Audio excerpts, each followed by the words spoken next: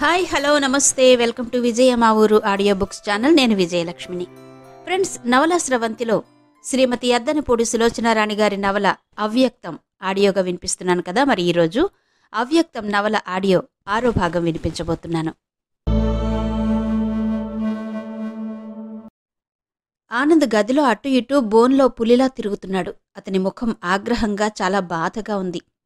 రాత్రి 10 గంటలయింది. మెట్ల మీద చప్పుడయింది. ఆనంద్ గుమ్మం దగ్గరకొచ్చాడు. విజయ్ తల వంచుకుని మెట్ల కమ్మి పట్టుకుని మెల్లగా ఎక్కుతూ వస్తున్నాడు. ఆనంద్ గుమ్మంలో తలుపు కానుకుని చేతులు కట్టుకుని నిలబడ్డాడు. దగ్గరికి వచ్చిన తర్వాత విజయ్ తలెత్తి చూశాడు. అను, నువ్వింకా నిద్రపోలేదా? చిరునవ్వుతో అడిగాడు. నువ్వు ఎక్కడికెళ్ళావు ముందు చెప్పు. సిటీకి వెళ్ళావా? ఒంటిమీద తెలివుండ చేశావా పని? ఏమైంది?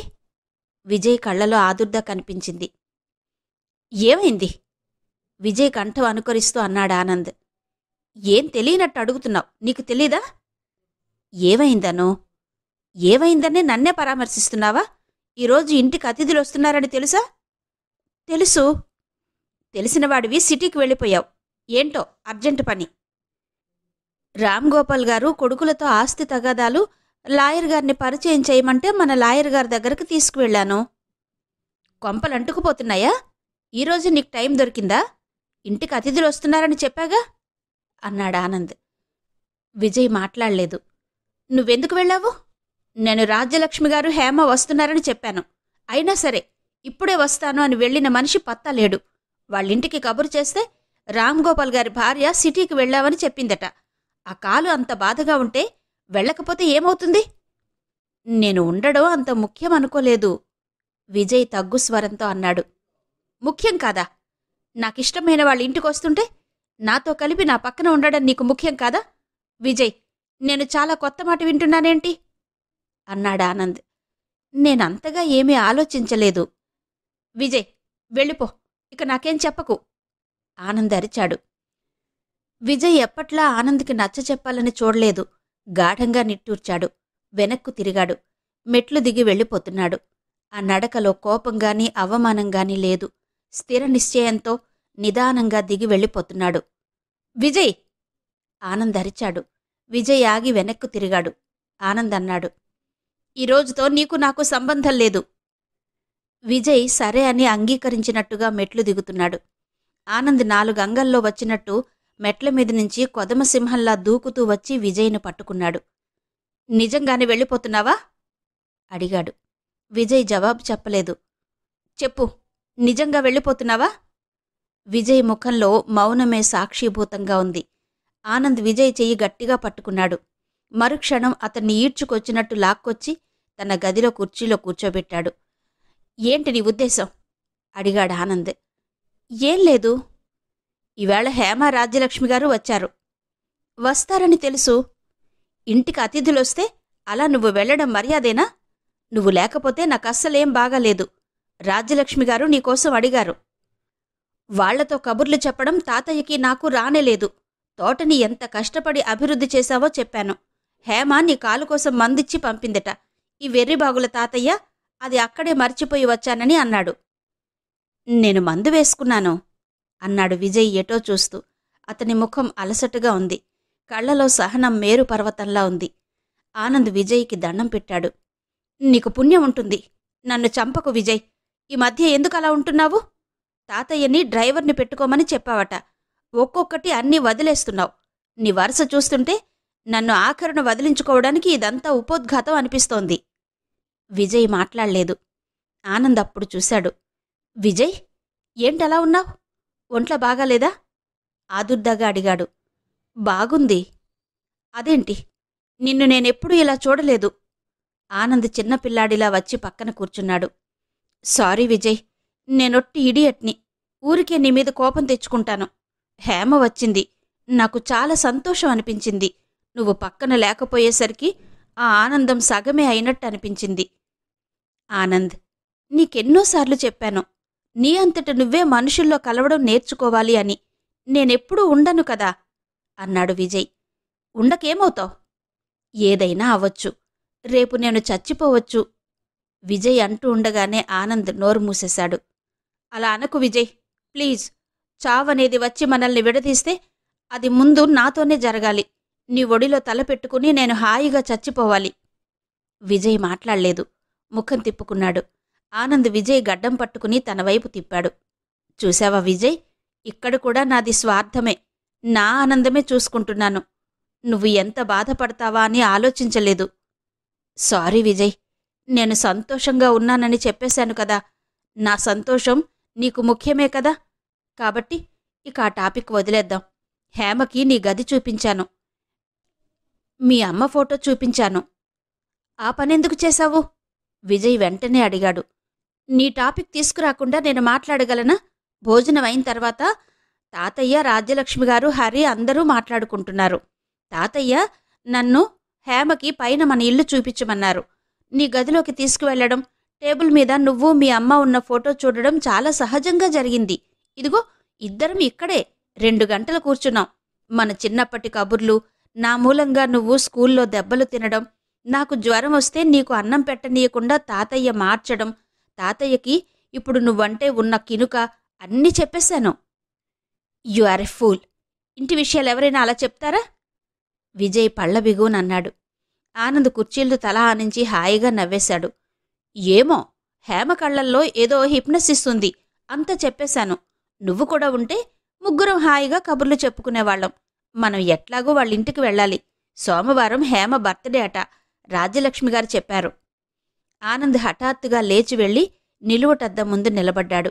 తనని తాను చూసుకుంటూ, విజయ్, నేనిప్పుడు బాగా ఆరోగ్యంగా ఉన్నాను కదూ అంటూ షర్ట్ని మునివేళ్లతో లాగి, లావయ్యాను, షర్ట్ పట్టడం లేదు, ఐఎమ్ హ్యాపీ. ఎందుకు లావవనో చూస్తాను నేను కూడా అన్నాడు. Good night Anu. Okay, good night, take rest అద్దంలో చూసుకుంటూ అన్నాడు ఆనంద్. విజయ్ తన గదిలోకొచ్చాడు. అతనికి అలసట రెట్టింపైనట్టుగా ఉంది. గదిలోకి రాగానే తల్లి ఫోటో ఒక్కసారి చూసుకున్నాడు. షర్ట్ విప్పి హ్యాంగర్కి వేసి వచ్చి మంచం మీద కూర్చున్నాడు. దిండు దగ్గర చిన్న ప్యాకెట్ కనిపించింది. విజయ్ తీసి చూశాడు. అందులో మందులున్నాయి. కాలు నొప్పికి ఏ టైంకి ఏది వేసుకోవాలో ప్రిస్క్రిప్షన్గా వ్రాసి క్రింద హేమ అన్న సంతకం ఉంది. విజయ్కి కాలు బాగా నొప్పిగా ఉంది. వెనక్కి వాలి దిండు మీద తల ఆనించుకున్నాడు. ఎదురుగా చేతుల్లో పేపర్ మీద హేమ సంతకం చూస్తున్నాడు. హేమ మనసు గొప్పది. తనని క్షమించింది. విజయ్ కళ్ళు వద్దన్నా చెమ్మగిల్లుతున్నాయి.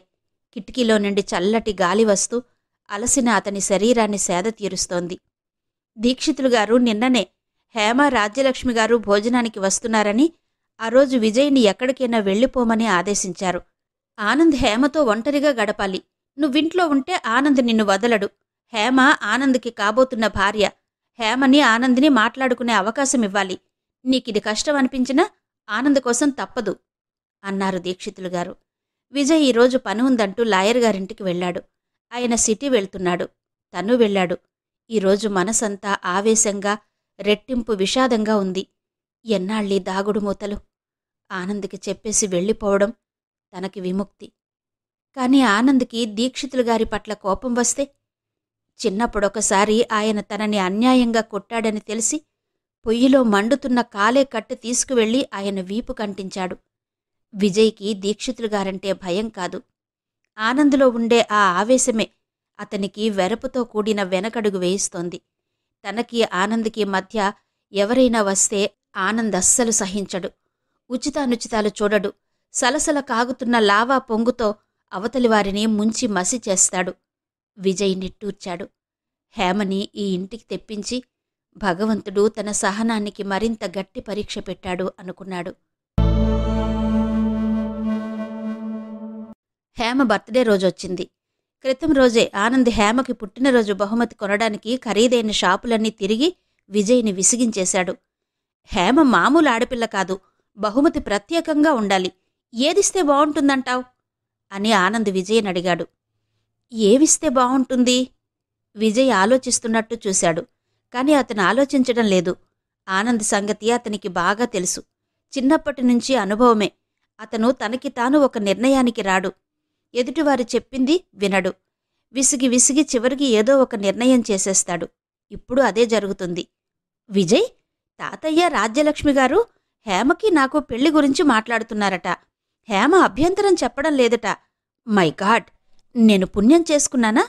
నువ్వు నాకు ఫ్రెండ్గా నా జీవితంలో ఉండడమే అదృష్టం అనుకున్నాను. హేమ నాకు భార్య అయితే, విజయ్, నా అదృష్టం నువ్వు నమ్మగలవా? విజయ్ నమ్మగలను అన్నట్టు చూశాడు. విజయ్, హేమ గురించి నీ అభిప్రాయమేంటి? మేమిద్దరం పెళ్లి చేసుకుంటే ఒకరినొకరు అర్థం చేసుకుని ఆనందంగా ఉండగలమా? నాకైతే నేను చాలా సంతోషంగా ఉండగలను అనిపిస్తోంది. తాతయ్యకి నా అభిప్రాయం చెప్పాలి. చెప్పు, ఏమని చెప్పమంటావు? నువ్వు స్వయంగా నిర్ణయం చేసుకోవాలి అన్నాడు విజయ్. నేను ఏ నిర్ణయమైనా నీ సలహా లేకుండా చేశానా? విజయ్, నాకు ముందు హేమ మనసు తెలుసుకోవాలని చాలా ఆదుర్దాగా ఉంది. ఒక పని చెయ్యి, హేమతో మా విజయ్ 10 నిమిషాలు మాట్లాడాలి అని అనుకుంటున్నాడు అని చెప్పి వస్తాను. మీ ఇద్దరూ ఏ హోటల్కైనా డిన్నర్కి వెళ్ళండి. ఈ విషయంలో నేను నిన్ను తప్ప ఇంకెవ్వరి అభిప్రాయమో నమ్మను. హేమతో మాట్లాడిన తర్వాత హేమను చేసుకోవచ్చు అని నువ్వంటే తాతయ్యకి నేను గ్రీన్ సిగ్నల్ ఇస్తాను అన్నాడు ఆనంద్. అను, దయుంచి ఇందులోకి నన్ను లాగకు. తాతయ్య మాట నమ్ము. నేనా? ఆనంద్ వచ్చి విజయ్ భుజాలు పట్టి గట్టిగా కుదిపాడు. నువ్వేనా ఇలా మాట్లాడేది? ఆ ముసలాయన పచ్చి స్వార్థపరుడు. డబ్బు కోసం ఏమైనా చేస్తాడు. హేమ ఆయనకి ఎందుకు నచ్చిందో నీకు అర్థం కాలేదా? హేమ ఈ ఇంటి కోడలైతే బంగారుగాని ఈ ఇంట్లోకొచ్చినట్టే. హేమకి స్వయంగా ఆస్తే కాదు, డాక్టర్గా సంపాదన కూడా పెరుగుతుందట హరి చెప్పాడు. అందులో తప్పే ఉందనో? ఎవరైనా లక్షణమైన సంబంధం కావాలని అనుకుంటారు. మనం అనుకుంటే సరిపోదు, అవతల వాళ్ళకి మనం నచ్చాలి. హేమ చిన్నపిల్ల కాదు. హేమ మనసులో ఇంకెవరైనా ఉన్నారేమో. లేకపోతే నేను అదృష్టవంతుణ్ణే. మాట్లాడువేంటి విజయ్? ఏంటా పరధ్యాస? ఏం లేదు. నువ్వు మాట్లాడిన తర్వాత నేను హేమను ఒకసారి మాట్లాడి అసలు విషయం చెప్పేస్తాను. ఏవని? నువ్వు నాకెంత ముఖ్యమోనని, నిన్ను నాకంటే ఎక్కువ గౌరవించాలని, ప్రేమగా చూడాలని. షటప్ అను. నిజంగా చెబుతున్నాను. ప్రేమగా చూడమనే అడుగుతాను. స్వంత అన్నగారి కంటే ఎక్కువగా తోబుట్టువులా ఉండాలనంటాను. విజయ్ తల తిప్పి కిటికీలోంచి బయటకు చూడసాగాడు. ఇద్దరూ ఇంటికొచ్చారు. ఇదిగో, సాయంత్రం మనం హేమ వాళ్ళింటికి వెళ్ళాలి. నువ్వు కనుక నాకు చెప్పకుండా ఎక్కడికైనా వెళ్ళావా చంపేస్తాను, జాగ్రత్త. విజయ్ ఆనంద్ వైపు చూశాడు. ఆ చూపుల్లో ఎన్నడూ లేంది బిగబట్టిన బాధ, ఆగ్రహం ఉన్నాయి. ఆనంద్ వెంటనే దగ్గరకొచ్చాడు. భుజం మీద చెయ్యి వేస్తూ, ఐఎమ్ సారీ, నేనప్పుడప్పుడు హఠం చేసి నీ ప్రాణం విసిగించేస్తుంటాను కదూ అన్నాడు. సాయంత్రం అయింది. పార్టీకి విజయ్ ఏ డ్రెస్ వేసుకోవాలో ఆనంద్ తనే సెలెక్ట్ చేశాడు. ఇంత మంచివిప్పుడొద్దు విజయ్ తిరస్కరించాడు. ఇప్పుడు కాకపోతే ఎప్పుడు వేసుకుంటాం? మాట్లాడికిక అన్నాడు ఆనంద్. ఆనంద్ గంటలో తయారయ్యాడు. విజయ్, నేను బాగున్నానా? ఆనంద్ అద్దంలో తనని తాను తదేకంగా చూసుకుంటూ అన్నాడు. బాగున్నావు. బాగున్నావు అంటే ఎలా? వివరంగా చెప్పు. ఆరోగ్యంగా ఉన్నావు, వెయిట్ పెరిగావు, బట్టలు సరిగ్గా సరైనాయి. ఎస్, ఆనంద్ తృప్తిగా అన్నాడు. ఆనంద్ విజయ్ డ్రెస్ అయ్యి మెట్ల మీద నుండి క్రిందికి దిగవస్తుంటే క్రింద దీక్షితులు గారు హరి నిలబడి ఎదురు చూస్తున్నారు. అను, విజయ్ వరసే బాగుంది, సొమ్మొకడిది సోకొకడిది అన్నాడు హరి. దీక్షితులు గారు విజయ్ని చూడగానే లోలోపల పళ్ళు కొరికాడు. ఆనంద్ కోసం ఫ్రెండ్స్ వచ్చారు. విజయ్, ఇప్పుడే వాళ్ళని మాట్లాడి పంపి వస్తాను. ఆనంద్ ముందు గదిలోకి వెళ్ళాడు. హరి వారికి పలహారాలు చూసే ప్రయత్నంలో వంట ఇంటి వైపు వెళ్ళాడు. దీక్షితులు గారు విజయ్ని, విజయ్ ఒకసారిలారా అంటూ తన గదిలోకి తీసుకెళ్లారు. విజయ్ ఆయన వెనక వచ్చాడు. కూర్చో అన్నారాయన. విజయ్ కుర్చీలో కూర్చున్నాడు. ఆయన లాల్చీ జేబులో నుంచి ఒక చిన్న పెట్టె తీసి తెరిచి విజయ్కిచ్చారు. డైమండ్ రింగ్ హేమ కోసం కొన్నాను, ఎలా ఉంది అడిగారు. బాగుంది. మనం ఇప్పుడక్కడికి వెళ్తున్నాం. నీ మీద ఒక బాధ్యత పెడుతున్నాను. హరి రాజ్యలక్ష్మమ్మగారికి వాళ్ళ హేమకి మన ఆనందని చేసుకోవడం ఇష్టమేనని చెబుతున్నాడు. ఈ ప్రసక్తి నాకు రాజ్యలక్ష్మమ్మగారికి మధ్య ఎవరైనా మాట కదపాలి. నాకు నీకంటే ముఖ్యులింకెవరూ లేరు.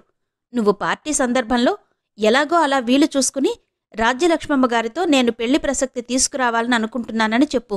నేను మన తోట అమ్మేసి నర్సింగ్ హోం కట్టించి హేమకివ్వాలనుకుంటున్నానని కూడా చెప్పు అన్నారు.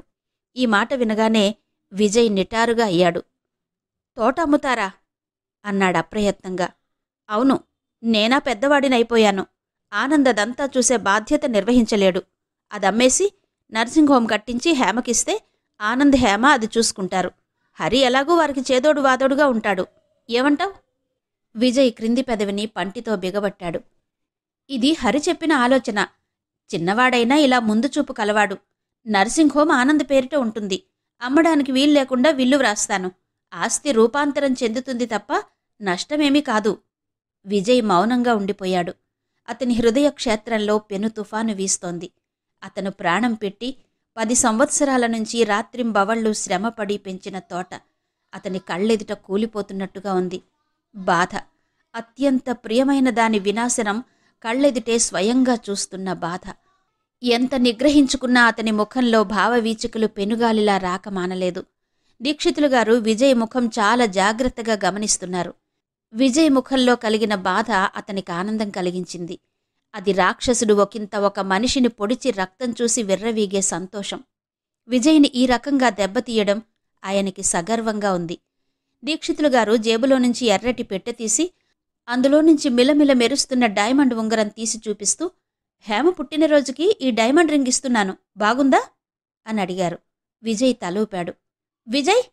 ఇంతలో ఆనంద్ కేక వినిపించింది. దీక్షితులు గారు వెంటనే అన్నారు, ఇవన్నీ అప్పుడే ఆనంద్కు తెలీదు, తెలియడం అనవసరం కూడా. నువ్వు నిజంగా ఆనంద్ క్షేమం కోరితే రాజ్యలక్ష్మమ్మగారితో మాట్లాడి ఈ సంబంధం అయ్యేట్టు చూడు. నీకీ మర్యాద ఇస్తున్నాను. నేనామెను అడగలేక కాదు, అడిగించేందుకు ముఖ్యమైన వాళ్లు నాకు లేక కాదు అన్నారు దీక్షితులు గారు. విజయ్ మాట్లాడలేదు. ఆనంద్ లోపలికొచ్చాడు. ఇద్దరి ముఖాలు మార్చి మార్చి చూశాడు. వెంటనే ఒక అడుగు విజయ్ వైపు వేసి, ఏంటి విజయ్, ఇక్కడేవో మంతనాలు జరుగుతున్నాయి అన్నాడు. ఏం లేదు అన్నాడు విజయ్. ఏం లేదంటావేం విజయ్? ఆనంద్కి ఇవాళ కాకపోతే రేపైనా చెప్పాలిగా. ఆనంద్, విజయ్ నాకొక సలహా ఇచ్చాడు. మన తోట అమ్మేసి ఏ నర్సింగ్ హోమ్ అయినా కట్టేస్తే బావుంటుందని. ఏంటి? తోట అమ్మడమా? ఆనంద్ చివ్వున విజయ్ వైపు తిరిగాడు. దగ్గరకు వచ్చి, నువ్వేనా ఆ మాట అనేది? విజయ్ భుజం మీద చెయ్యి వేసి కళ్ళలోకి చూశాడు ఆనంద్. తోట, అది నేనెంత ప్రాణమో అంత ప్రాణం నీకు. దాన్ని అమ్మేస్తావా? శాంతం విను ఆనంద్, కూలివాళ్లతో పడలేకపోతున్నాం. విజయ్కు కూడా రెస్ట్ కావాలి కదా. నాకు విజయ్ చేసిన సూచన నచ్చింది. తోట బదులు మనకి నర్సింగ్ హోమ్ ఉంటుంది. హేమలాంటి వాళ్ల చేతిలో పడితే మనకంత లాభమే. ఆస్తిని అధునాతనం చేసుకున్నట్టు ఉంటుంది. అందరి ప్రాణాలు హాయిగా ఉంటాయి. రాబడి పెరుగుతుంది. విజయ్ పై ఎత్తున ఉండి తోటని అజమాయిషీ చేసినట్టే నర్సింగ్ హోమ్ని చేస్తాడు. వెనక నుంచి నచ్చ చెబుతున్నట్టున్న తాతగారి మాటలు వినగానే ఆనంద ముఖం ఆగ్రహం వెల్లువలా తీసేసింది. అతని కళ్లలో ఆనందాశ్చర్యాలు ముంచుకొచ్చాయి. విజయ్ చేతిని 2 చేతుల్లోకి తీసుకుని గట్టిగా పట్టుకున్నాడు. Wonderful idea, my best friend. నీకెప్పుడు ఇంత మంచి ఆలోచనలు ఎలా వస్తాయి అంటూ విజయ్ చేయి పట్టి లేవదీశాడు. తాతగారి వైపు తిరిగి, ఓకే తాతయ్య, విజయ్ సూచనకి నేను ఒప్పుకుంటున్నాను అన్నాడు.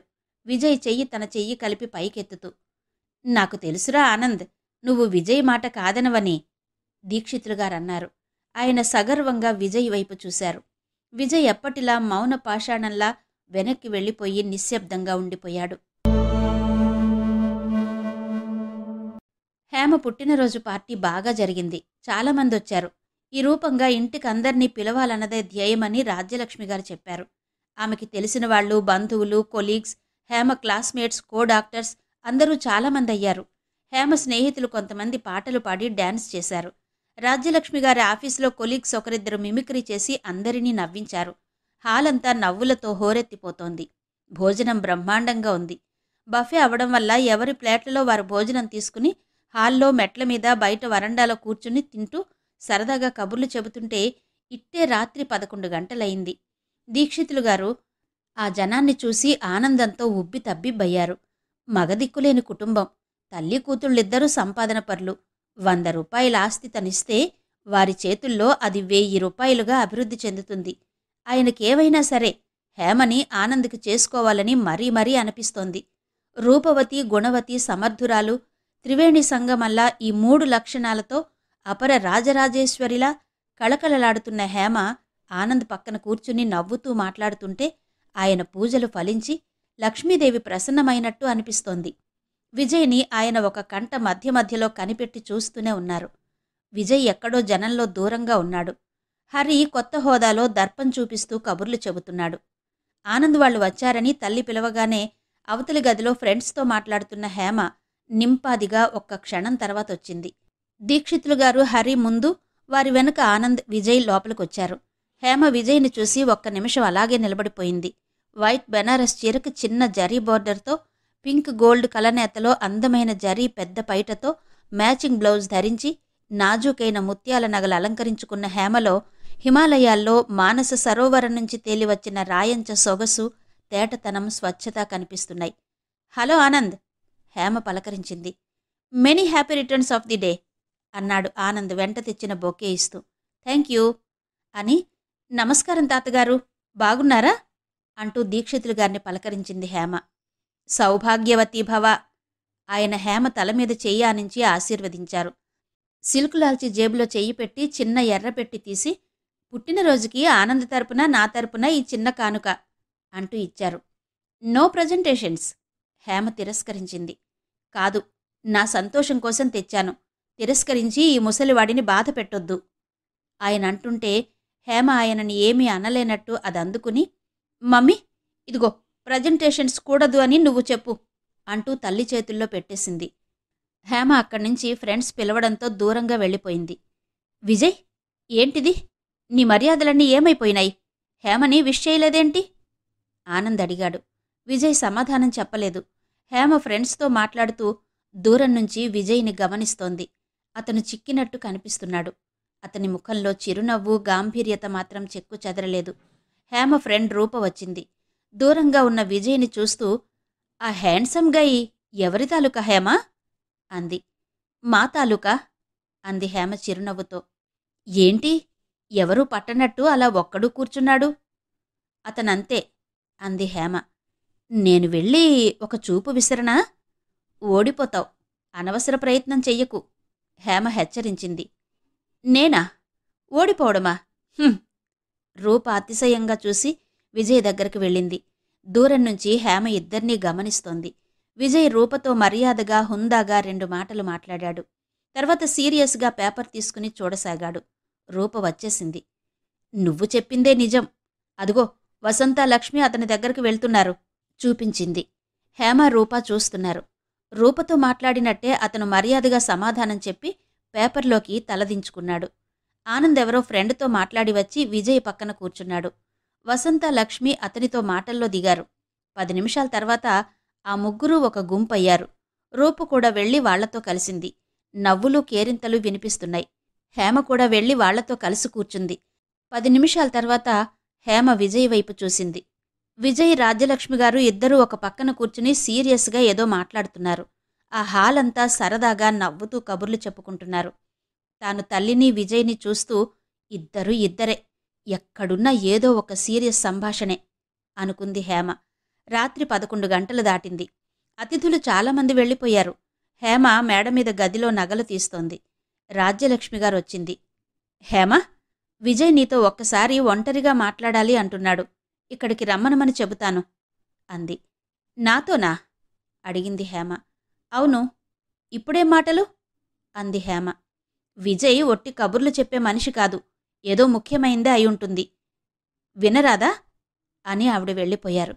హేమ నగలు డ్రెస్సింగ్ టేబుల్ మీద పెట్టింది. ఏం చెబుతాడు అని ఆలోచిస్తోంది. ఇంత క్రితం నుంచి అతని దగ్గరకు వెళ్లాలని, పలకరించాలని ప్రాణం కొట్టుకుంటోంది. కాని ఆ పని చెయ్యలేదు. అతను మర్యాదకైనా తనని విష్ చేయలేదు. అసలు అతను వస్తాడని కలలో కూడా అనుకోలేదు. తను ప్రత్యేకంగా పిలవకపోయినా స్వయంగా రావడమే ఒక విశేషం. పైనుంచి మాట్లాడాలని తల్లితో చెప్పడం ఇంకా పెద్ద విశేషం. అతను చెప్పాలన్నది ఏమై ఉంటుంది? దీక్షితులుగారు, ఆనంద్, హరి వెళ్ళిపోయి గంటైనా అతనెందుకుండిపోయాడు? ఆలోచిస్తున్న హేమకి అడుగుల చప్పుడు వినిపించింది. హేమ వెనక్కి తిరగలేదు. హేమ పిలుపు వినిపించింది. హేమ తిరిగి చూసింది. ఎదురుగా గుమ్మంలో విజయ్. ఒక్క నిమిషం మాట్లాడాలి అతనడిగాడు. హేమ కుర్చీ జరిపింది. అతను క్షణంసేపు హేమ లోపలికి రమ్మనమని పిలుస్తుందేమోనని వేచి చూశాడు. హేమ పిలవలేదు. అతనే కుర్చీలో కూర్చున్నాడు. హేమ డ్రెస్సింగ్ టేబుల్ కానుకుని అతని మాటల కోసం వేచి చూస్తున్నట్టుగా నిలబడింది. హేమ హేమ తల తిప్పుకుని ఎటో చూడసాగింది. విజయ్ ఒక్క క్షణం ఆగాడు. తర్వాత అన్నాడు, నేను నీతో ఒక ముఖ్యమైన విషయం మాట్లాడ్డానికొచ్చాను. హేమ క్రిందకి చూస్తోంది. అమ్మగారితో మాట్లాడాను. ఆమె నీ నిర్ణయం తన నిర్ణయమని చెప్పారు. హేమ వింటోంది. దీక్షితులు గారు ఆనంద్కి నీకు వివాహం చెయ్యాలని చాలా అనుకుంటున్నారు అన్నాడు విజయ్. హేమ ఉలిక్కి పడింది. తలెత్తి అతని వైపు చూసింది. హేమ కళ్ళలోకి చూస్తూ ఎలాంటి తడబాటు లేకుండా చెప్పాడు విజయ్. ఆనంద్కి నిన్నిచ్చి పెళ్లి చేసి ఆ తోట అమ్మేసి నీకు నర్సింగ్ హోం కట్టించి ఇస్తారట. హేమ కళ్ళు పెద్దవయ్యాయి. ముక్కుపుటాలు అదురుతున్నాయి. ఆనంద్ ఆరోగ్యం బాగా ఉంది. ఆస్తమా తప్ప అతనికి ఇంకే బాధ లేదు. ఆస్తమా అసలు జబ్బు కాదని మెడికల్ జర్నల్స్ అంటున్నాయి. ఆనంద్ చాలా మంచివాడు. అర్థం చేసుకోగలిగితే. Stop it! హేమ గట్టిగా అంది. విజయ్, నువ్వు? హేమ అతని దగ్గరకొచ్చింది. చూపుడు వేలు చూపిస్తూ, నువ్వేనా ఇది చెబుతోంది? నిలదీసినట్టుగా అడిగింది. ఆ కళ్లలో ఎర్రజీరలు ఆమె హృదయ జ్వాలల్లా ఉన్నాయి. హేమా, ఆనందిని నేను పెళ్లి చేసుకోవాలా? చేసుకుంటే నీకు చాలా సంతోషంగా ఉంటుందా? రెట్టిస్తున్నట్టుగా అడిగింది హేమ. నా అంత సంతోషపడేవాళ్లు ఎవ్వరూ ఉండరు. ఆనంద్ని అర్థం చేసుకుంటే అతన్ని ప్రేమించకుండా ఎవ్వరూ ఉండలేరు అన్నాడు విజయ్. నేనడిగేది నీ సంగతి. ఆనంద్ని నేను పెళ్లి చేసుకుంటే నీకు సంతోషంగా ఉంటుందా? నిలదీసినట్టుగా అడిగింది. విజయ్ తల ఊపాడు. ఎందుకని? ఎందుకా సంతోషం? ఆనందంటే నాకిష్టం. ఆనంద్ నా ప్రాణమిత్రుడు. నిజంగా అతను చెప్పబోతున్నాడు. ఇంతలో అతని చెంప చెళ్ళుమంది. I hate you. ఇంత అసహ్యం నాకెవ్వరి మీద రాలేదు. I hate you. హేమ చెయ్యెత్తుతుంటే విజయ్ గట్టిగా పట్టుకుని ఆపేశాడు. నా మనసులో ఎవరున్నారో, నేనెవరికి స్వంతమవ్వాలని ఎదురు చూశానో తెలిసి కూడా నువ్వు ఈ రాయబారం తెస్తావా? నిన్ను ప్రేమించిన అమ్మాయిని నువ్వే ఇంకొకరి దగ్గరికి వెళ్లమంటే దాన్నేమంటారో తెలుసా? వ్యభిచారం. వ్యభిచారం చెయ్యమనడం. హేమ, ప్లీజ్. హేమ 2 చేతులతో అతని క్రాఫ్ పట్టుకుంది. మోకాళ్లతో అతన్ని తన్నడానికి ప్రయత్నిస్తోంది. విజయ్ కుర్చీలో నుంచి లేచాడు. హేమ, ప్లీజ్ అతను వారిస్తున్నాడు. హేమ సుడిగాలిలా అతన్ని గుప్పెళ్లతో కొడుతూ చుట్టేస్తోంది. హేమని బలవంతంగా ఆపి తీసుకొచ్చి మంచమీద కూర్చోబెట్టాడు. మెట్లమీద ఎవరివో మాటలు వినిపించాయి. విజయ్ వెళ్లి గభాల్న తలుపులు వేశాడు. తరువాత అతను మునివేళ్లతో క్రాఫ్ సరిచేసుకుని 2 నిమిషాలు తలుపుకి తల ఆనించి అలాగే నిలబడ్డాడు. I hate you. నన్ను ఇంత అవమానం చెయ్యడానికి నీకెంత ధైర్యం? నువ్విచ్చిన పుట్టినరోజు బహుమతి ఇదా? హేమ దిండులో తలదాచుకుని ఏడుస్తోంది. విజయ్ దగ్గరకొచ్చాడు. హేమా అంటూ ఏదో చెప్పబోయాడు. వెళ్ళిపో. నా గదిలో నుంచి బయటకు వెళ్ళు. నాకెప్పుడు కనిపించకు. నిన్నసలు నేను నా పుట్టినరోజుకి పిలవలేదు. పిలవకుండా వచ్చి ఇంత అవమానం ఎందుకు చేస్తావు నన్ను? జన్మలో నాకు కనిపించొద్దు అరిచింది హేమ.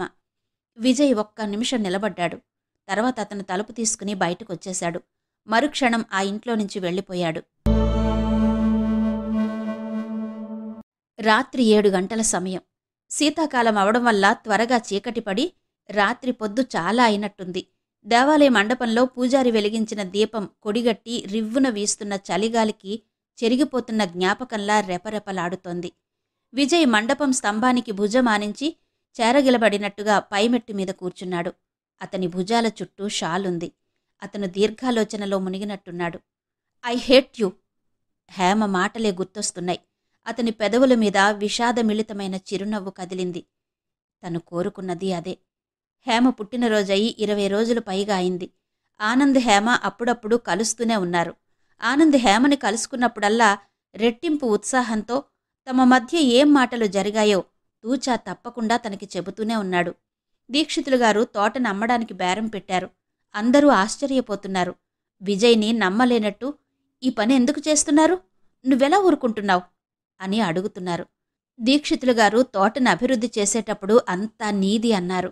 ఇప్పుడు మాట మాత్రం కూడా చెప్పలేదు. గుడి గేటు తెరుచుకుని ఎవరో ఆడవాళ్లు వస్తున్నారు. విజయ్ మళ్ళా తన ఆలోచనల్లో మునిగిపోయాడు. తోటని అమ్మడం అంటే తన పేగు కత్తిరించినట్టే. అయినా దీక్షితులు గారికి లక్ష్యం లేదు. తోట అమ్మినంత మాత్రాన తనకేమవదు. తనలో జవసత్వాలున్నాయి.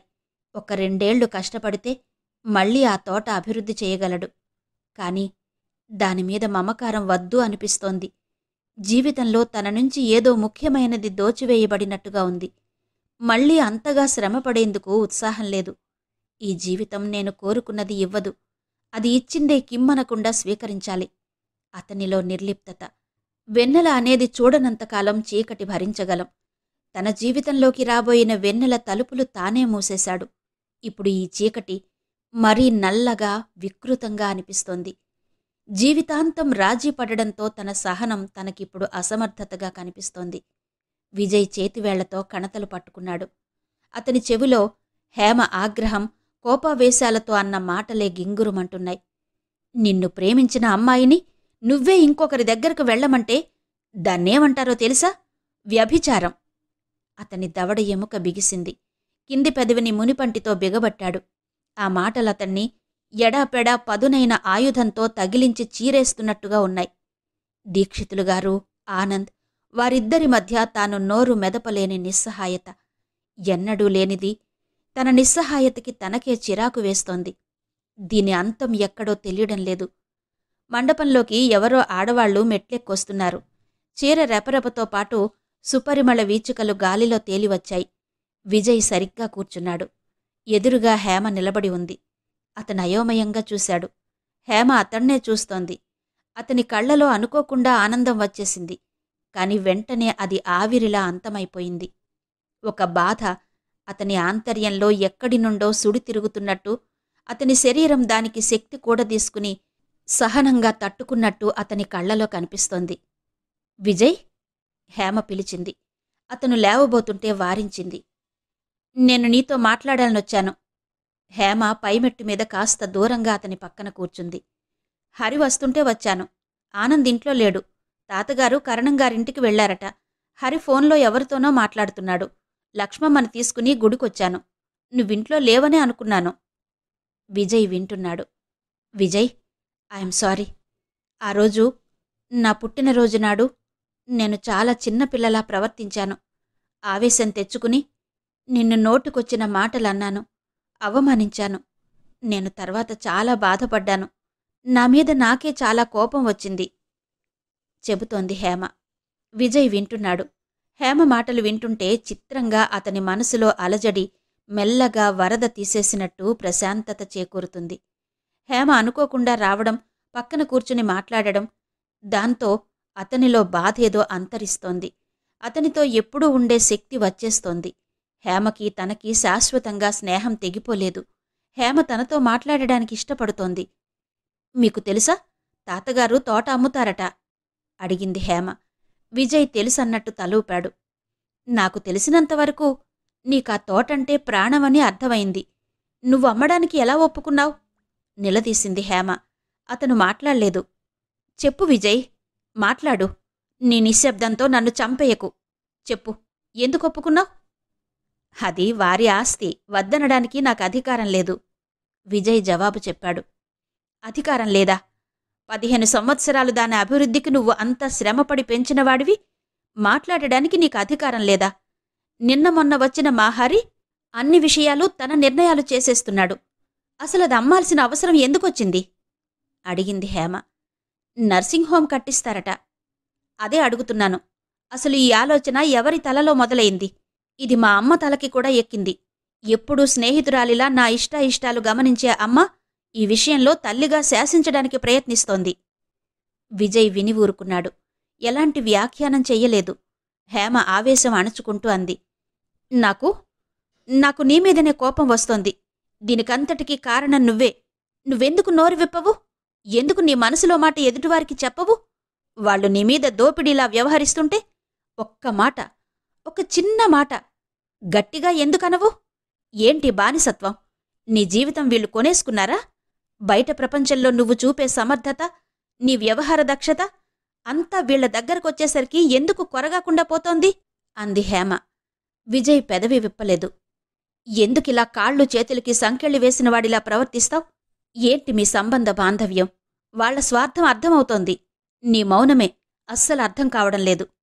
హేమ గట్టిగా శ్వాస తీసుకుంది. నాకు తెలుసు, నువ్వు నా నుంచి దూరమవడం కూడా వీళ్లకి సమాధానం చెప్పలేకనే. విజయ్, నీ గురించి కాస్త కూడా లెక్క చెయ్యని వీళ్లకోసం మన పెళ్లి పణం ఎందుకు పెడుతున్నావు? నీకేం అనిపించడం లేదా? నన్ను ఎంత క్షోభ పెడుతున్నావో నీకర్థం కావడం లేదా? హేమ గొంతు గాద్గదికమైంది. విజయ్ చటుక్కున వెళ్ళిపోవడానికి లేచాడు. హేమ చెయ్యి పట్టి లాగి కూర్చోబెట్టింది. తనని తాను సంభాళించుకుంటూ, కూర్చో. ఎంత గట్టి నిశ్చయం చేసుకున్నా మన సంగతి ఎత్తకుండా ఉండలేకపోతున్నాను. నేను నీతో ఆనంద్ గురించి ఒక ముఖ్యమైన విషయం మాట్లాడ్డానికొచ్చాను అంది హేమ. ఆనంద్ ఈ మధ్య చాలా ఆరోగ్యంగా ఉన్నాడు. బాగా ఒళ్ళు చేశాడు. పాత ఫోటోలు చూస్తే మార్పు నీకే తెలుస్తుంది. చాలా హుషారుగా ఉన్నాడు. ఇదివరకు ఎప్పుడూ ఇంత బాగా లేడు అని తాతగారు చెప్పారు. నువ్వు గమనించావా? అడిగింది హేమ. విజయ్ గమనించానన్నట్టు తల ఊపాడు. అది నిజమైన ఆరోగ్యం కాదు. అంతా కృత్రిమం. ఆనంద్ డ్రగ్ ఒకటి వాడుతున్నాడు. అది నీరసం లేనట్టు, ఆరోగ్యం హుషారు ఉన్నట్టు, శక్తి వచ్చినట్టు తాత్కాలికంగా పనిచేస్తుంది. మనిషి బరువు పెరుగుతారు. ముఖం నునుపు తేలుతుంది. శరీరం ఛాయ వస్తుంది.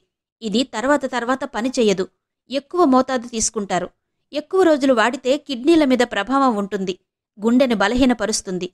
అదొక విషవలయం. ఆ సాలెగూడిలో చిక్కుకున్న మనిషి బయటికి రావడం చాలా కష్టం. ఈ డ్రగ్ని ప్రభుత్వం నిషేధించింది. కానీ బ్లాక్లో అమ్మకాలు బాగానే సాగుతున్నాయి. ఆనంద్ ఈ డ్రగ్ ఎవరి దగ్గర కొంటున్నాడో తెలుసుకోవాలి. నా ఉద్దేశం, ఆనంద్ ఇప్పటికే దానికి బాగా అలవాటు పడి ఉంటాడని చెప్పింది హేమ. విజయ్ హేమవైపు తిరిగి వింటున్నాడు. ఆనంద్ని మానిపించడానికి నా ప్రయత్నం నేను చేస్తాను. ఆనంద్ అంటే నాకు ఇష్టమే. నిష్కల్మషమైన మనసు. అతనిలో ఒకే ఒక బలహీనత ఉంది. తను అందంగా ఎప్పుడూ ఉండాలని ఆశిస్తాడు. అతని పసిమి ఛాయ అంటే అతనికి గర్వం. ఎదుటివారికి కీడు తలపెట్టే నీచపు ఆలోచనలు లేవు. ముఖ్యంగా నువ్వంటే ప్రాణం. హేమ కాస్త ఆగి అంది. ఏ ఆనంద్ కోసమైతే నువ్వు నన్ను దూరంగా ఉంచావో ఆ ఆనంద్ ద్వారానే నేను ఈ ఇంట్లో అడుగుపెట్టాను. ఇది చిత్రంగా లేదు? ఆనంద్కి నీకు నేనంటే ఇష్టమని అర్థమయ్యే రోజు కోసం ఎదురుచూస్తున్నాను. తాతగారు, అమ్మ ఈ లోపల వేరే ఆలోచనలు చేస్తున్నారు. అమ్మ నర్సింగ్ హోం ప్రలోభంలో పడింది. ఆనంద్కి ఎవ్వరూ లేకపోవడం కూడా అమ్మకి నచ్చింది. తాతగారు పెద్దవారు. ఆనంద్ సంతోషం కోసం ఆయన ఏదైనా చేస్తారు అని అమ్మకి బాగా అర్థమైంది. నా పుట్టినరోజునాడు ఆయనంత ఖరీదైన డైమండ్ రింగ్ ఇచ్చారు. నేను తిప్పి పంపమని చెప్పాను. అమ్మ వినలేదు. త్వరపడకు బేబీ, ఆలోచించుకో అంటుంది. అది తిప్పి పంపకపోతే తాతగారు మేం ఒప్పుకున్నాం అనుకుంటారు. విజయ్, నేనింతసేపట్నుంచి ఇన్ని విషయాలు మాట్లాడుతున్నాను. ఒక్కదానికి జవాబు చెప్పవు. ఏ ఒక్క విషయం మీద వ్యాఖ్యానం చెయ్యవు. ఎందుకని? హేమ అడిగింది. విజయ్ చేతులు మోకాళ్ల మీద నుంచి చాచుకుని కూర్చున్నాడు. అతని చేతుల్లో మంటపం పగిలి నెరలిచ్చిన చోట పెరిగిన గడ్డిపరకలు లాగిని ఉన్నాయి. అతను ఆలోచనగా వాటిని తుంచుతున్నాడు. హేమకి అతని మౌనంలో అతనేం చెప్పకుండానే అర్థమైంది. ఏం మాట్లాడతాడు? అతనికన్నీ తెలుసు. ఆనంద్కి బాధ కలిగించే పని కంఠంలో ఊపిరుండగా చెయ్యడు. దానికోసం నిలువెత్తు ఏకశిలలా నిలబడతాడు. వచ్చిన ఆటుపోటు కెరటాలు తనని కాదన్నట్టు నిర్లక్ష్యంగా ఊరుకుంటాడు. విజయ్ని ద్వేషించాలని, అతని నిర్లిప్తతకి కోపగించుకోవాలని ఎంతగా గట్టి నిశ్చయం చేసుకుంటుందో అంతగా అతను అర్థమై తప్పు చేయని అతణ్ణి దండించడం అన్యాయమని తన మనసే అతని తరపున వకాల్తా తీసుకుని వాదిస్తోంది. నువ్వు ఏ మనిషినైనా నిజంగా ప్రేమిస్తే ఆ ప్రేమలో స్వార్థం ఉండకూడదు. విజయ్కి తనంటే ఇష్టమని తెలుస్తోంది. కాని అతని నిజాయితీ ఏదో అన్నిటినీ వదిలి తనకి చేరువ కానియడం లేదు. ఇదివరకు కంటే హేమకి ఇప్పుడు పెద్ద సమస్య ఎదురైంది. దీక్షితులుగారు ఆనంద్కి తనకి పెళ్లి ప్రస్తావన తెచ్చి తల్లికి నర్సింగ్ హోం ఎరగా పెట్టారు.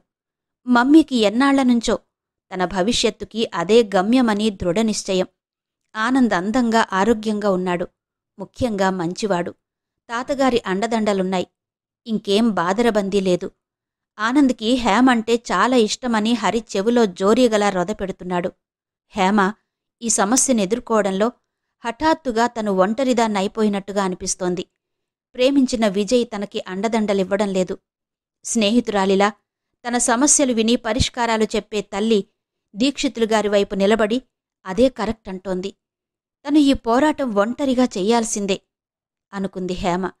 హేమ విజయ్ని చూస్తూ చిరుకోపంగా, ఏడుస్తున్నట్టుగా, అసలు ఆనంద్ని నేను పెళ్లి చేసుకుని వచ్చి నీమీద ప్రతీకారం తీర్చుకుంటే సరిపోతుందేమో అంది. అంతకంటే సంతోషమైన విషయం నాకింకేం ఉండదు అన్నాడు విజయ్. హేమ హతాశురాలైనట్టు చూసింది. సంతోషమా? ఎందుకు?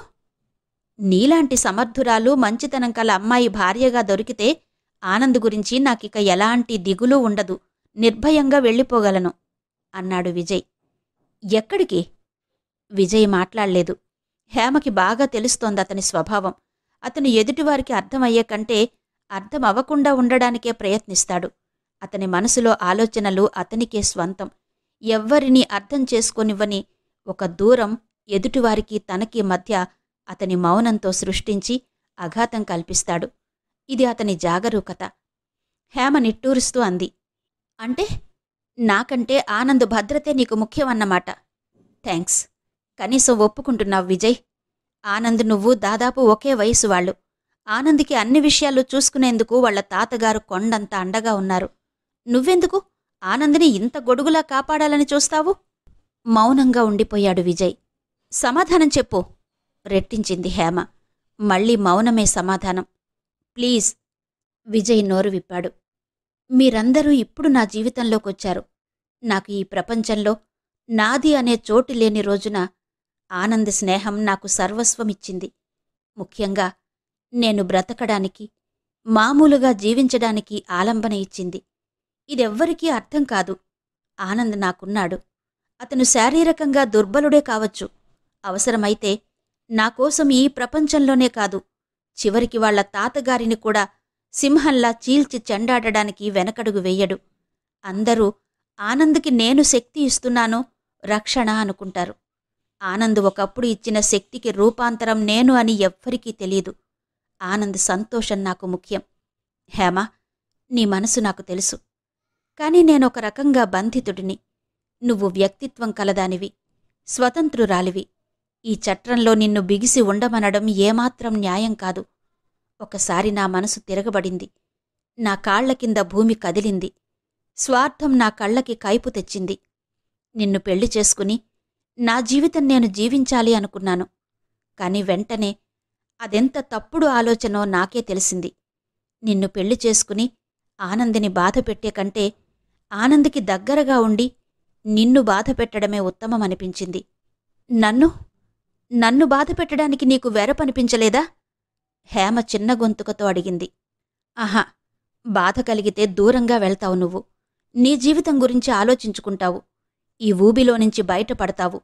నేను కోరుకునేదదే తగ్గు స్వరంలో అన్నాడు విజయ్. హేమ కళ్లలో నీళ్లు తిరిగాయి.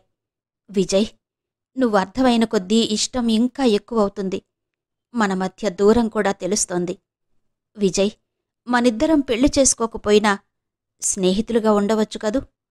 నేను ఆ నిర్ణయానికే వచ్చాను. ఒక మనిషిని మనం మనసారా ఇష్టపడితే వాళ్లతోనే ఆనందం అనుకుంటే కేర్స్ ఫర్ ది మ్యారేజ్. పెళ్లి చేసుకోకుండా కూడా చాలామంది జంటలు ఒకరికోసం ఒకరు అన్న అనుబంధంలో ఉండిపోవడం నాకు తెలుసు. నాకు బాగా అర్థమైంది విజయ్. ఆనంద్కి నేను ఆత్మీయురాలిగా దగ్గరగా ఉంటే నీకు దగ్గరగా ఉన్నట్టే. అందుకే ఈ ఇంటికి రాకపోకలు. అమ్మని తాతగారిని ఎదుర్కోవాలంటే ఆనంద్తో సఖ్యత ఒక్కటే నాకు శరణ్యం. ఇది నీకు తెలుస్తోందా? హేమ అడిగింది. విజయ్ వెళ్లడానికి లేచినవాడల్లా ఆగి హేమ కాళ్ల దగ్గర కింద మెట్టు మీద కూర్చున్నాడు. హేమవైపు తల తిప్పి కళ్లలోకి వెతుకుతున్నట్టుగా చూశాడు. హేమ అతన్నే చూస్తోంది. ఇద్దరినీ వెన్నెల మౌనంగా గమనిస్తోంది. విజయ్ మృదు గంభీర స్వరంతో చెప్పాడు. హేమ, నాకర్థమైంది. కాని వద్దు, ఈ పని అస్సలు చెయ్యొద్దు. చాలా బాధపడతావు సుమా. ఆనంద్ సంగతి నీకు పూర్తిగా తెలీదు. అతని మంచితనం కొంతవరకే. అతనికి ఆశాభంగం ఎదురైతే దెబ్బతిన్న పులే. ఉచితానుచితాలు తెలియవు. నేను రక్షించుకోలేని పరిస్థితి నాకు తీసుకురావద్దు అన్నాడు విజయ్. హేమ వెన్నెల్లో అతని ముఖమే గమనిస్తోంది. అతని కళ్లలో తన పట్లగల బాధ్యత కనిపిస్తోంది. ఈ సంస్కార సౌజన్యమూర్తి కోసం ఎన్ని జన్మలైనా తను వేచి ఉండగలదు అనుకుంది హేమ. ఇక వెళ్దామా? చాలా పొద్దుపోయింది విజయ్ లేస్తూ అన్నాడు. హేమ చెయ్యి చాచింది. అతని చెయ్యి అనుకోకుండా ముందుకు రాబోయి మళ్లీ అంతలోనే ఆగి వెనక్కి వెళ్ళిపోయింది. హేమ అతని చేతిని తనే అందుకుని పట్టుకుని లేచింది. ఇద్దరూ వెన్నెల్లో మెట్లు దిగుతున్నారు. విజయ్ హేమ చేతిని వదిలించుకోలేదు. చివరి మెట్టు దిగుతుంటే ఇద్దరూ ఒకరి ముఖం ఒకరు చూసుకున్నారు. ఇద్దరి ముఖాల్లో ఆత్మానంద దీప్తి. ఒకరి చెయ్యి ఒకరు మెల్లగా వదిలేశారు. ఆ వదలడంలో ఎంతో ఆత్మధైర్యం ఉంది. హేమ, విజయ్ ఇంటికొచ్చేసరికి దీక్షితులుగారు చేతులు వెనక్కి పెట్టుకుని హాల్లో అటూ ఇటూ పచార్లు చేస్తున్నారు. తాతగారు, మీరొచ్చేశారా? హేమ పలకరించింది. హాస్పిటల్లో ఈరోజు డ్యూటీ లేదు. నాకేం తోచలేదు. హరి వస్తుంటే మోటార్ సైకిల్ మీద వచ్చేశాను. ఆనంద్ లేడు. మీరూ లేరు. బోర్ కొట్టింది. లక్ష్మమ్మ గుడికి వెళ్తుంటే వెళ్ళాను. అక్కడ విజయ్ కనిపించాడు అంది హేమ. అవును, లక్ష్మమ్మ చెప్పింది అన్నారాయన. ఆయన పెదవులు తేనె రంగరించినట్టు చిరునవ్వు నవ్వుతూ హేమతో మాట్లాడుతున్న ఆయన చూపులు కత్తుల్లా విజయ్ను చూస్తున్నాయి. హేమ, విజయ్ కలిసి రావడం చూస్తుంటే ఆయన మనసు భగ్గుమని మండింది. ఇంతలో ఆనందొచ్చాడు. హేమా, ఎప్పుడొచ్చావు? హేమను చూడగానే దగ్గరకు వస్తూ అన్నాడు. చాలాసేపయింది. చాలాసేపయిందా? ఆనంద్ నొచ్చుకున్నట్టు చూశాడు. విజయ్ని చూస్తూ, విజయ్, హేమని ఒక్కదాన్ని వదిలేసి బోర్ కొట్టించావా? తోటకి తీసుకువెళ్ళలేకపోయావా అని అడిగాడు. లక్ష్మమ్మ, హేమకు తినడానికేం పెట్టావు అంటూ హడావిడి చేశాడు. ఆనంద్ని చూస్తున్నాడు విజయ్. నిజమే, ఆనంద్లో ఇదివరకు ఎప్పుడూ ఎరుగని నునుపు, కాంతి, ఒక రకమైన ఉత్సాహం కనిపిస్తున్నాయి. అతను ఎక్కువసేపు దేనిమీద ఏకాగ్రత పెట్టలేకపోతున్నాడు. ఒకే చోట 5 నిమిషాలు పట్టుమని కూర్చోవడం లేదు. కాని అటూ ఇటూ తిరుగుతాడు. చూసేవారికి అందరికీ అది అతని వయస్సు చలాకితనం అనిపిస్తుంది అనుకున్నాడు విజయ్. లక్ష్మమ్మని హేమకిష్టమైన గుత్తి వంకాయ కూర చెయ్యమని ఆనంద్ ఆజ్ఞాపించాడు. గంట తర్వాత భోజనానికి అందరూ కూర్చున్నారు. ఆనంద్ కోరిక మీదనే దీక్షితులుగారు డైనింగ్ టేబుల్, డిన్నర్ సెట్ అన్నీ ఎప్పుడో తెప్పించారు. ఆనంద్ తానే టేబుల్ సర్దాడు. విజయ్ రాబోతుంటే, వద్దొద్దు, హేమతో నువ్వు కబుర్లు చెబుతూ ఉండు అని భుజాలు పట్టి తోసి పంపేశాడు. హరి తన హోదాలో తాను అజమాయిషీ చేస్తున్నాడు. అతను మాటిమాటికి దీక్షితులుగారి దగ్గరకు వెళ్లి కూర్చుని విజయ్ మీద ఏదో ఒక కామెంట్ ఆయనకి తృప్తి కలిగేలా చేస్తుంటాడు. భోజనానికి అందరూ కూర్చున్నారు. దీక్షితులుగారిని కూడా రమ్మన్నాడు ఆనంద్. నేనెందుకు ఆనంద్? ఏదో పలహారం ఇంత తినేవాడిని. విజయ్కి ఇప్పుడు ఆకలిగా లేదేమో. అయినా తోట లీజు కాగితాలు సరిచేయమని చెప్పాను. హరి, నువ్వు హేమ తినండి అన్నారాయన. విజయ్ అక్కడ్నుంచి కాగితాలున్న బీరువా దగ్గరకు వెళ్తుంటే ఆనంద్, అదేం కుదరదు. అందరం కలిసి సరదాగా కబుర్లు చెప్పుకుంటూ తినాల్సిందే. విజయ్, రా. లక్ష్మమ్మ, తాతయ్య పలహారం కూడా తీసుకురా అన్నాడు. అందరూ టేబుల్ దగ్గర కూర్చున్నారు. ఆనంద్ హేమ పక్కనే విజయ్కి కుర్చీ చూపించి తను ఎదురుగా కూర్చున్నాడు. భోజనాలయ్యేటప్పుడు ఆనంద్ హేమను తినమని కొసరి కొసరి వడ్డిస్తుంటే హేమ విజయ్కి బలవంతంగా కూర, సాంబారు, పెరుగు ఎక్కువ వేసింది. మీ ఫ్రెండ్ ఏంటి ఆనంద్, అసలు మాట్లాడనే మాట్లాడ్డు? హేమ అంది. వాడి మాటలు నా మాటలు నేనే మాట్లాడేస్తానుగా, అందుకని అన్నాడు ఆనంద్. మీ స్నేహం చూస్తుంటే ఈర్ష్య కలుగుతుంది. ఇలా ఒకరినొకరు ఇంత ప్రాణంగా చూసేవారిని నేనెక్కడా చూడలేదు అంది హేమ. మరీ అంత ఐకమత్యమేం లేదు. మా మధ్య గొడవలున్నాయి అన్నాడు ఆనంద్. గొడవ? అంది హేమ. అవును, విజయ్ని పెళ్లి చేసుకోమని కోరుతున్నాను. నా మాట వినడం లేదు అన్నాడు ఆనంద్. ఆచార్లుగారు చెప్పిన సంబంధం ఒకటి రెడీగా ఉంది. విజయ్ అంటే రేపే తాంబూలాలు పుచ్చుకోవచ్చు. పిల్ల చదువుకుంది. ఒక్కతే అమ్మాయి. తండ్రి పెద్ద ఇంజనీర్. చాలా ఆస్తుంది. వాళ్ళు విజయ్ని ఇల్లరికం రమ్మంటున్నారు అన్నాడు దీక్షితులుగారు. హేమ క్రీగంట విజయ్ని చూసింది. అతను శ్రద్ధగా భోజనం చేయడంలో నిమగ్నమైనట్టున్నాడు. తాతయ్య, నీకెన్నిసార్లు చెప్పాను? నీకిష్టమైన అమ్మాయిని విజయ్ చేసుకోడు. విజయ్కిష్టమైన అమ్మాయిని నువ్వు అంగీకరించి మాట్లాడకుండా పెళ్లి చెయ్యాలి అన్నాడు ఆనంద్. ఏదో ఒకటి త్వరగా నిర్ణయం చేసుకోవాలి విజయ్. ఎవరి భార్యాబిడ్డలు, ఎవరి ఇల్లు, ఎవరి సంపాదన వారికుండాలి అన్నాడు హరి. హేమకి పెరుగు వడ్డిస్తున్న ఆనంద్ హరివైపు చూశాడు. అతని కళ్ళు చర్రుమన్నట్టున్నాయి. హరి, పెళ్లి తప్ప విజయ్కి ఇల్లు, సంపాదన ఉన్నాయి. ఆ మాటకొస్తే నువ్వు చెప్పిన సలహా నాకు వర్తిస్తుంది. విజయ్ సంపాదన కూర్చుని తింటున్నానని నా మీద వ్యంగ్యంగా మాట్లాడుతున్నావా అన్నాడు. అబ్బెబ్బే, అదేం కాదానంద్. హరి ఎడంచేత్తో చెంపలు వాయించుకున్నాడు. ఇంకెప్పుడు ఇలా అనవసరమైన సలహాలివ్వకు. ఇచ్చే ముందు కాస్త ఎవరితో మాట్లాడుతున్నావో నోరు సంభాళించుకో అన్నాడు ఆనంద్. హరి ఇప్పుడేం అనలేదులే ఆనంద్. దీక్షితులుగారు సర్దేశారు. హేమ ఆనంద్నే చూస్తోంది. విజయ్ని ఎవరైనా ఏదైనా అంటే ఆనంద్ అస్సలు సహించడనే సత్యం బాగా అర్థమైంది. భోజనాలయ్యాయి. దీక్షితులుగారు ఆనంద్ని వెళ్లి హేమను దింపి రమ్మన్నారు. వెంట హరిని కూడా వెళ్లమన్నారు. ఆనంద్ కారు తాళాలు తెచ్చి పేపర్ చూస్తున్న విజయ్ చేతిలో పెడుతూ, లే, హేమను దించి వద్దాం, పద అన్నాడు. విజయ్ పగలంతా పనులతో తిరిగి అలసిపోయాడు. రెస్ట్ తీసుకొని అన్నారు దీక్షితులు గారు. విజయ్కి ఎప్పుడు రెస్ట్ ఇవ్వాలో నాకు తెలుసులే తాతయ్య, నువ్వు వర్రీ అవ్వకు, నువ్వు విశ్రాంతి తీసుకో. రా హేమ అన్నాడు ఆనంద్. విజయ్ వెళ్లి కారు తీసుకొచ్చాడు. డ్రైవింగ్ సీట్లో నుంచి దిగబోతుంటే ఆనంద్ వారించాడు.